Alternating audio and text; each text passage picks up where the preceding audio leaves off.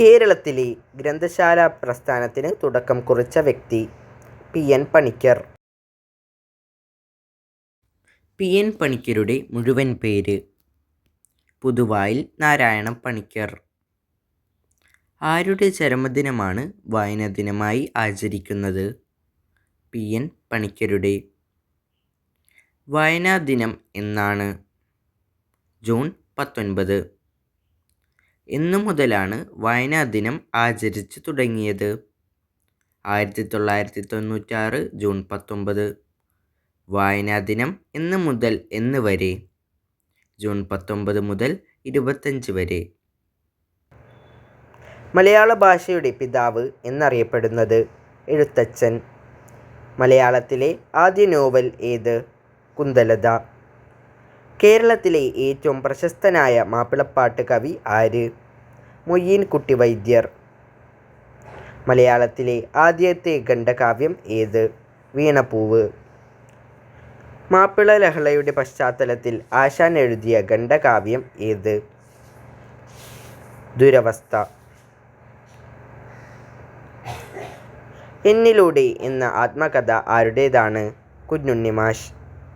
മലയാളത്തിലെ ആധുനിക കവിത്രയങ്ങൾ ആശാൻ, ഉള്ളൂർ, വള്ളത്തോൾ. വായിച്ചു വളരുക, ചിന്തിച്ച് വിവേകം നേടുക ആരുടെ സന്ദേശമാണ്? പി.എൻ. പണിക്കരുടെ.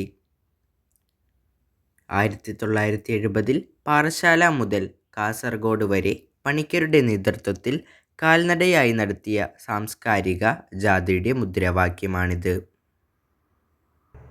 ഖസാക്കിൻ്റെ ഇതിഹാസം എഴുതിയത് ആര്? ഒ.വി. വിജയൻ. മലയാളത്തിൽ ആദ്യമായി എഴുതിയ സഞ്ചാര സാഹിത്യകൃതി ഏത്? വർത്തമാന പുസ്തകം. വർത്തമാന പുസ്തകത്തിൻ്റെ കർത്താവ് ആര്? പാറേമാക്കൽ തോമാ കത്തനാർ. കാപ്പിരികളുടെ നാട്ടിൽ എന്ന യാത്രാവിവരണ ഗ്രന്ഥം എഴുതിയത് ആരാണ്? എസ്.കെ. പൊറ്റക്കാട്. കേരള വാത്മീകി എന്ന് അറിയപ്പെടുന്നതാര്? വള്ളത്തോൾ നാരായണ മേനോൻ.